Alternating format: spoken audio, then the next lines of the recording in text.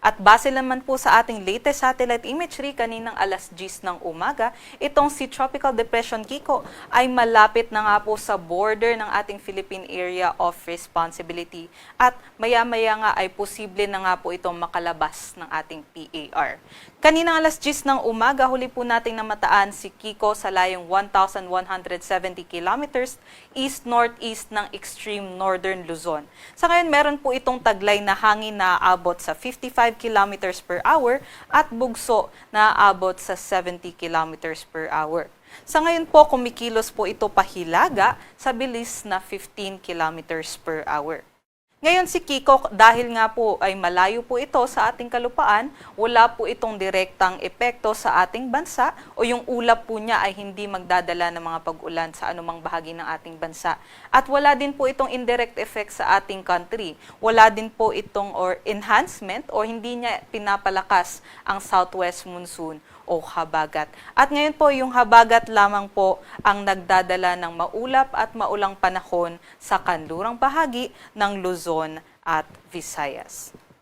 At dito naman po sa ating forecast track and intensity, maya nga po or sa susunod na mga oras ay posible na nga po makalabas itong si Kiko sa ating PAR. At habang nakalabas na nga po ito sa ating PAR, ay posible pa nga po itong mag-intensify bilang isang tropical storm category bago po ito mag-landfall, posible po sa may southern Japan area. Bukas po yan ng umaga.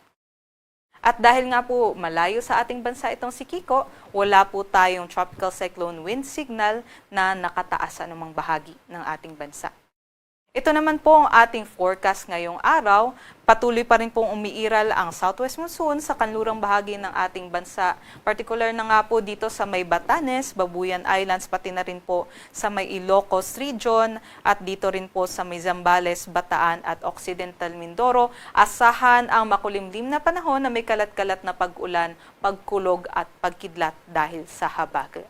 Pero sa nalalabing bahagi naman po ng ating bansa, asahan naman po ang maaliwalas na panahon sa umaga, ngunit mataas po yung tsansa ng mga biglaang pag-ulan sa hapon o sa gabi. Ito naman po ang ating mga agwat ng temperatura. Para naman po sa Palawan, Kabisayaan at sa Mindanao, asahan naman po natin ang bahagyang maulap hanggang maulap na papawirin na may tsansa pa rin po ng mga localized thunderstorms pagdating ng hapon o gabi. At ito na nga po ay wala na nga pong masyadong direktang epekto ang southwest monsoon sa ating Palawan, southern sa southern part ng ating Pilipinas, ngunit yun nga po ay magpapatuloy pa rin po ang mga afternoon rain showers at posible pa rin po yan sa susunod na mga araw.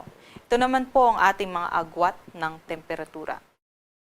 Dito naman po sa ating sea conditions, wala naman po tayo nakataas na gale warning sa anumang baybaying dagat ng ating bansa, kaya malayang makakapaglayag ang mga mandaragat natin. At yung mga sea conditions naman po natin, nasa slight to moderate lamang po. Ngunit mag-ingat pa rin po yung ating mga kababayan dahil posible po yung mga biglaang buhos ng ulan or yung during thunderstorm events po offshore or dito po sa ating mga karagatan ay posible pong tumaas yung mga pag-alon natin dahil nga po sa mga biglaang mga thunderstorm occurrence.